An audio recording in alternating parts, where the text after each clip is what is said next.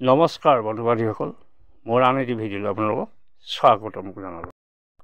আজি ভিডিঅ'টিত মই হিন্দী ছবি জগতৰ এজন বিখ্যাত অভিনেতা মনোজ কুমাৰ তেখেতে যোৱা 2025 চনৰ 4 এপ্ৰিল তাৰিখে ইহলীলা সম্বৰণ কৰে।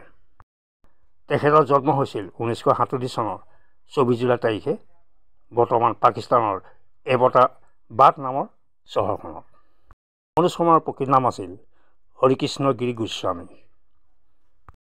মনোজ কুমাৰে প্ৰথম ছবি জগতলৈ আহিছিল 1957 চনৰ মুক্তিপ্ৰাপ্ত ফেশ্বন নামৰ ছবিখনৰ যোগেদি।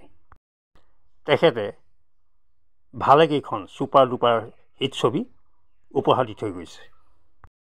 তেখেতৰ কেইখনমান উল্লেখযোগ্য ছবি হ'ল হাৰিয়ালি অৰ ৰাস্তা, ৱহ কোন থি, শ্বহীদ, হিমালয় কি গুট মে, গুমনাম, দুবদন, পত্থৰ কি সনম, উপকাৰ, নীলকমল, পূৰব और পশ্চিম, ৰুটি কপৰা और মকান, ক্ৰান্তি আদি। মনোজ কুমাৰে অভিনয় কৰা আৰু পৰিচালনা কৰা প্ৰায়বিলাক ছবিতেই দেশ প্ৰেম দেখা পোৱা যায়।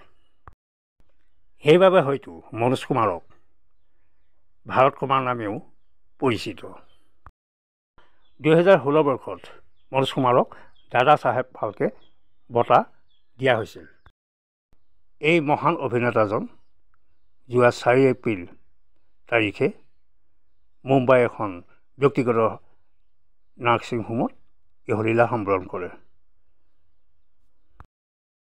মৃত্যুৰ সময়ত তেখেতৰ বয়স আছিল 86 বছৰ। এইজন মহান অভিনেতা পৰিচালক মনোজ কুমাৰলৈ মোৰ এই চেনেল অসমীয়া চিনেমা হল তৰফৰ পৰা গভীৰ শ্ৰদ্ধাঞ্জলি যাচিলোঁ। শেষত মোৰ চেনেলটিক লাইক শ্বেয়াৰ ছাবস্ক্ৰাইব কৰিবলৈ যেন নেপাহৰে। ধন্যবাদ।